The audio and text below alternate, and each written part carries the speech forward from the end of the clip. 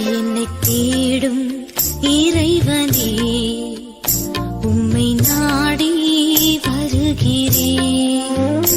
என்னை தேடும் இறைவனே, உம்மை நாடி வருகிறேன். இன்றைய தியானத்தின் தலைப்பு மறுதலிக்கும் கிரியைகள். வாசிக்க வேண்டிய திருமறை பகுதி 1 யோவான் 2ஆம் அதிகாரம் வசனங்கள் 1 முதல் 11 வரை. மறுதலிக்கும் கிரியைகள். கிறிஸ்துவை அறிந்திருக்கிறேன் என்று சொல்லியும் அவருடைய கற்பனைகளை கைக்கொள்ளாதவன் பொய்யனாயிருக்கிறான். 1 யோவான் 2:4.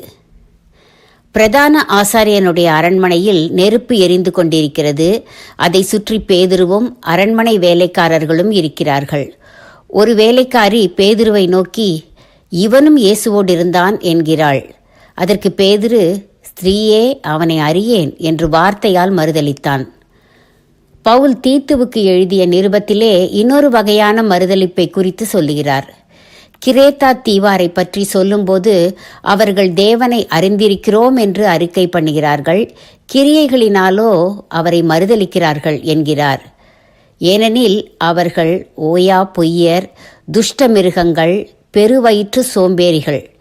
தீத்து 1:12 முதல் 16 வரை. ஆனால் இவர்கள் பேதுருவைப் போல் அறியேன் என்று சொல்லாமல் கிறிஸ்துவை அறிந்திருக்கிறோம் என்கிறார்கள். இவரது கிரியைகளோ தேவனை அறியாதவர்களுடைய கிரியைகளாய் இருக்கின்றன.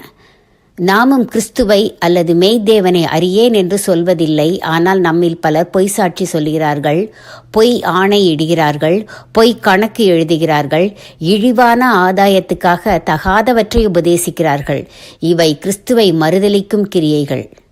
அனனியாவும் சப்பீராலும் கூட கிறிஸ்துவை அறிந்து ஏற்றுக்கொண்டவர்கள். ஆனால் அவர்களுடைய பொய் கிரியைகள் மறுதலிக்கும் கிரியைகள் அல்லவா? நம்முடைய அலுவலகங்களில், சபைகளில், சமுதாயத்தில் தேவனுக்கு சாட்சியாய் பேச வேண்டிய தருணங்கள் இல்லாதிருக்கலாம். ஆனால் செய்ய வேண்டிய கிரியைகள் பல உண்டு. நம் கிரியைகள் நாம் கிறிஸ்தவர்கள் என்பதை வெளிக்காட்டி பரலோகத்தில் இருக்கிற பிதாவை மகிமைப்படுத்துகின்றனவா? கிறிஸ்துவை மறுதலிக்கிறவன்றையாக இருக்கின்றனவா? பொய், கோபம், பகை, சண்டை யாவும் கிறிஸ்துவை மறுதலிக்கும் கிரியைகளே. தானியேலும் யோசேப்பும் தேவனை மறுதலிக்கும் கிரியைகளை செய்ய மறுத்தார்கள். அதனால் தேவனுக்கு மகிமை சேர்த்தார்கள். தானியேலும் யோசேப்பும் தேவனை மறுதலிக்கும் கிரியைகளை செய்ய மறுத்தார்கள். அதனால் தேவனுக்கு மகிமை சேர்த்தார்கள்.